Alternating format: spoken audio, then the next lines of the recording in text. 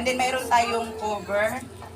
Pwede din malong at or cover. So ito, kailangan natin background, mas na dark color. Kasi once na ito niya at bubuhusan ng tubig, hindi clear ang kanyang katawan. Kailangan ang dark color. Sabihin nyo, pwede pink, kapag yun ay nababasa, naninag po. Para hindi maninag, maganda ang dark color. Okay, so, una sa lahat, mayroon din tayong PPE. Itong PPE na ito, kasi ng COVID, sa DOH, talagang sinusundan nila po nila for sa health, kung paano natin i-handle. So, para hindi po tayo masita, kailangan naka-full gear.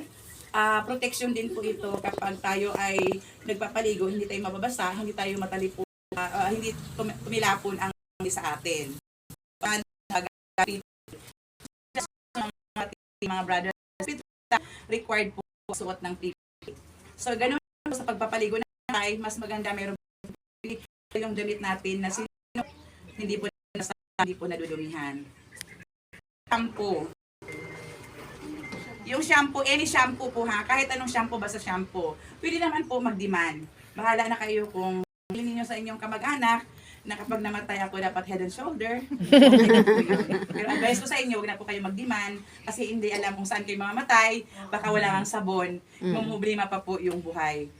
Malaisipan pa sa kanya na kawawa naman, hindi ko na ibigay ang kanyang demand. So wag na po, basta importante may shampoo. Okay? And then body wash. So ito sa sabon po ito, liquid gagamitin. Pwede din kahit anong body wash at saka pwede din yung bar. At saka alcohol 70%. Kasi sometimes, once humawak kayo ng galing sa naka-black bag, bago nyo ihawak sa ninyo, be sure na nahugol muna kayo. So, 75%. Meron tayong face mask. Itong face mask na to kailangan gamitin ito to minimize the smell. Sometimes yung patay po may amoy. Okay? At nakakadumi. Kahit wala siyang amoy, minsan lumalabas na po yung dumi. So, anong expect mo sa dumi? Lalo na hindi mo kamag-anak.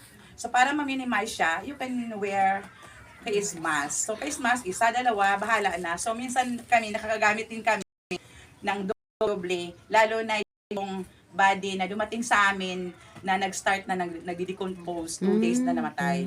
Narinig mo ba ng ayos? Naintindihan ko ba? Opo. Opo. Parang tulog. Almusal na po bang lahat? Opo. Okay, alhamdulillah. So, meron din po tayong gloves.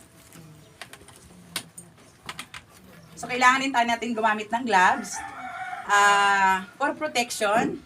As long as kaya, wala tayong body contact, skin to skin.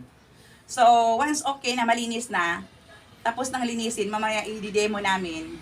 Kapag going to, pag-uduan na siya, pwede natin tanggalin yung gloves. Hindi pwede yung ginamit ng paglinis at gagamitin mo rin uli kapag nag-uudo na kasi going to purify na siya. So, kailangan natin ng gloves. Kahit anong gloves po ha, pero mas maganda yung ganito, yung ang tawag nito disposable gloves. Okay? Oo, Yan. So, may mga sizes po ito. Hindi po yung gloves sa pagkain ha. Yung plastic na medyo matigas. Yan, malambot yan. So itong cotton buds, ginagamit po ito kapag nag-uudo na tayo, no, mamaya. Ang pag-uudo ng patay, tulad din pong pag-uudo ng buhay. Ang pagkakaiba lang, pagdating sa ilong, hindi na po ipapasok yung tubig. Cotton na lang, pipigaan at iano lang sa ilong, ganun din sa tainga at saka sa bibig.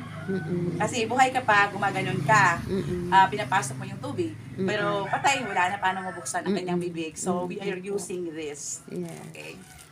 And then, sorry. So, meron tayong supply. Sinusupply po, tapos hinahati at, ang tawag, centipede? Tarintas. Tinatarintas. Ay, sorry. Mabisayan. Tarintas. So, wala na yan. So, meron tayong, mothball. Itong mothball na ito, kapag huling pagpapaligo na, dinidikdik, pinapowder, nilalagay sa balde, haluan ng tubig, yun ang huling binubuhos sa kanya. So, ang ano nito, kung walang sidar, ang sunna kasi sidar, yung galing abroad na puno ng kahoy, mayroong pinapowderize nila. So, since wala naman dito, pero kami sa ISKAG, meron po kami, pero galing ibang bansa. Kung wala naman, ito na po ang ginagamit. So, the purpose is, ang patay, kung hindi ka agad mailibing, at least mami-minimize yung amoy. Okay, hindi siya kaagad lapitan ng mga insekto. So, yun po ang purpose na habang hindi pa siya nailibing kasi na sa atin, hindi natin alam kung malayo ang paglibingan tulad sa amin, sa North Sagaray, sa Cavite, minsan matigas ang hukay, mas madali doon sa Taguig, so kailangan gumamit nito kung wala kayong sealer. Okay? Ang gunting, kailangan ng gunting, panggupit po ito ng damit. Kung ang damit ng namatay dumating sa iyo, ay hindi na kailangan, hindi naman mga branded, gupitin na lang. Mamaya, i-demo namin paano gupitin. Pagtanggal ang damit na hindi nakikita ang kanyang aura. So, kung branded naman, pwede niyong dahan-dahan tanggalin. Okay? So, kailangan ng gunting, kailangan ng garbage bag. Kasi lahat ng mga nakuha mo sa katawan ng namatay, o ano man ang mga underwear, everything, idiretso nyo sa garbage bag. Hindi kung saan-saan yung nilalagay, nakukontamina ang kapaligiran. Lalo na kung galing sa sakit at galing sa hospital. Naintindihan po ba? Opo. Interesado ba? Opo. Parang malungkot. Okay, Nakikinig. so nail cutter po, kung mahaba ang kuko, kailangan natin magupit ng kuko. And then, acetone. Ready po sa amin. Kasi tayo ng mga babae, minsan mayroon tayong tiis ganda.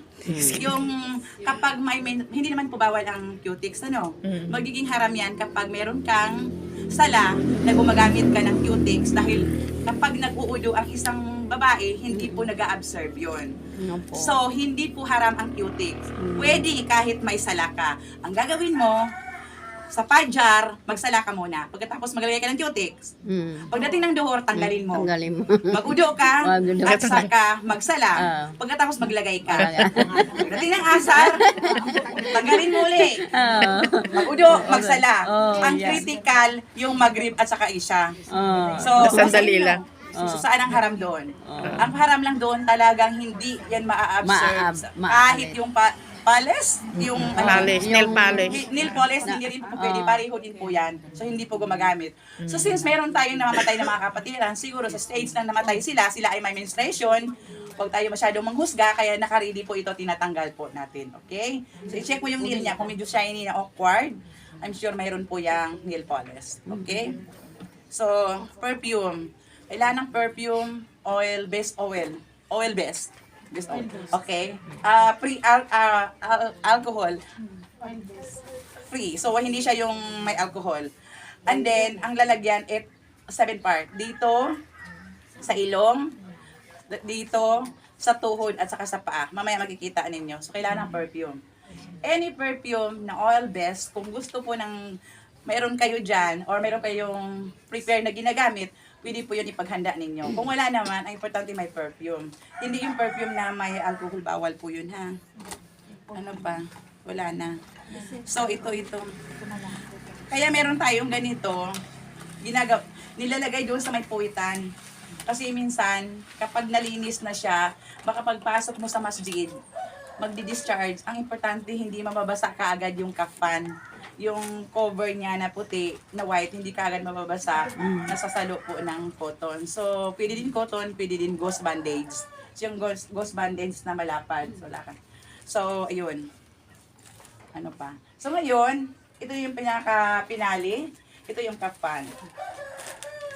Ito yung final pambalot. Sa babae is 11 yards. Ang 11 yards na yon, kukunan ng 6 yards. Yun ang sinasabing kafan, yung final balot. 3 yards doon ang kanyang abaya, 1 yard ang kanyang saya, 1 yard ang kanyang hijab. Okay? So, total of 11 yards. Standard na po yan. So, pwede naman din po ninyo sukatin. Kung maliit siya, pwede ninyo sukatin. Pero ang ginagawa po namin, once sinasabing standard, ang 11 yards, tag 3 yards, 3 yards, kung masusobra yan, kukunti lang, pwede yung bawasan at gawin pa rin pang tali. Okay? So, isipin nyo natin mga kapatid, kahit anong yaman mo sa mundo ito, babalik tayo sa Allah, ito lang po ang pambalot sa atin.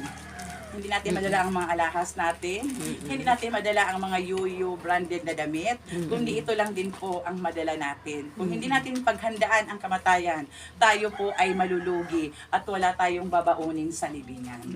Walang nakakaalam, kahit wala kang sakit, kung kailan tayo babalik sa Allah. Be ready, mag-ibada po tayo, sambahin ang Allah na walang pagtatambal at maging mabait